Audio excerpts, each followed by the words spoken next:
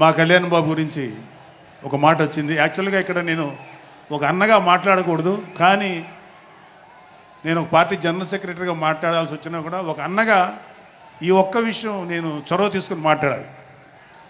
So మా అమ్మని అడిగాను, అంటే ఆవిడ నాతో చాలా ఫ్రెండ్లీగా ఉంటుంది. ఆవిడని అడిగా, ఏదో మాటల్లో వచ్చింది, అమ్మ మమ్మల్ని అంటే ఏ తల్లి అయినా ఒక ఆడతల్లి ఒక స్త్రీమూర్తి బిడ్డను కనేటప్పుడు చాలా నొప్పులు పడుతుంది, అదొక పునర్జన్మ అంటారు.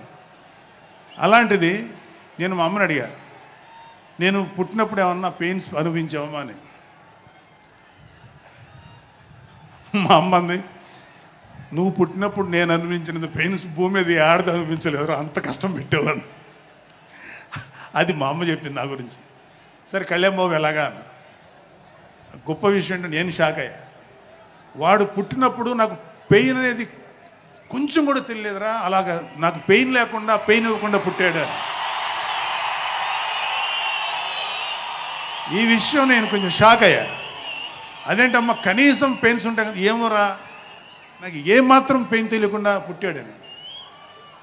సో నేనేమంటానంటే, పుట్టేటప్పుడు కన్న తల్లికి కూడా ఏమాత్రం నొప్పి బాధ ఇవ్వకుండా పుట్టిన పవన్ కళ్యాణ్ లాంటోడు, అలాంటి నాయకుడు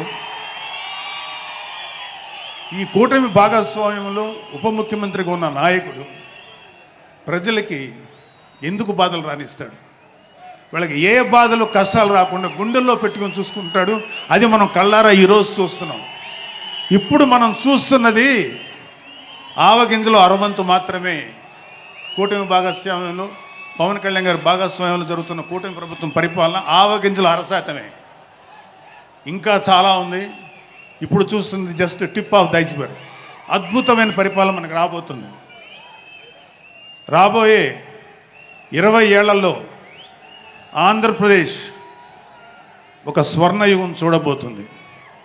ఎందుకంటే ఎప్పుడో